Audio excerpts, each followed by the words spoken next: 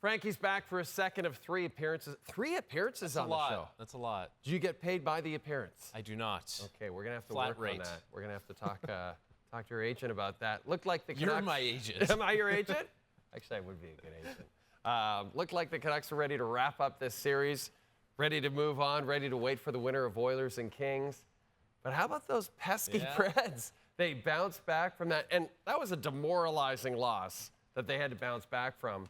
What happened in the third period to allow the Preds to move on and force a Game 6? This is not a series of big, egregious mistakes and massive swings within the game. Like, I know Sunday, that's a massive swing at the end of the game, but as far as the game-to-game goes, it seems like it's such a slim margin for error. There's not a ton that happens as far as high event, but sometimes you just have to bury on your chances, and that's what happens for the Nashville Predators. Roman Josi, who is probably the only defenseman in the NHL, Jay, who actually accepts the drop pass on the power play instead of giving the drop pass. Like, really impressive. And then they get another point shot that goes in past Artur Silovs. Like, Silovs played really good. Yeah. And he comes into this game, he's the third goaltender. He looked calm, he looked poised, he looked confident, all that kind of stuff. Everything you want to see from that guy. He made a number of key saves. But the thing is, it's a lot of block shots. It's a lot of lower event style stuff.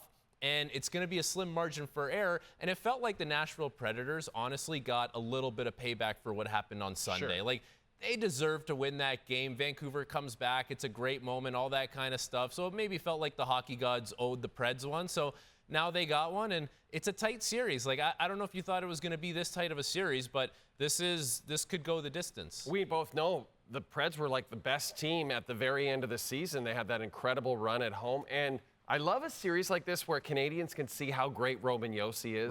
Right? Like, we don't get to watch him that much. He is an incredible hockey player. And then you got Elias Pettersson. What's going on with Elias Pettersson in this series, in your opinion? Okay, he looked like he was showing more signs of being that game breaker. Like, tonight, it looked like he won more of the matchups. He was involved physically. And for Elias Pettersson and the Vancouver Canucks, he is a game breaker.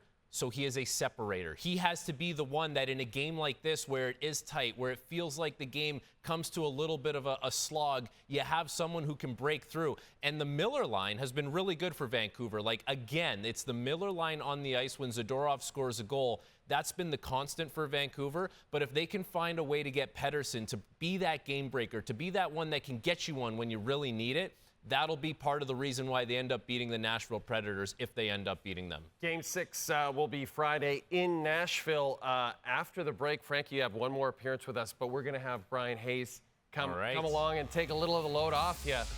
So it's Brian and Frankie talking Leafs right after the break.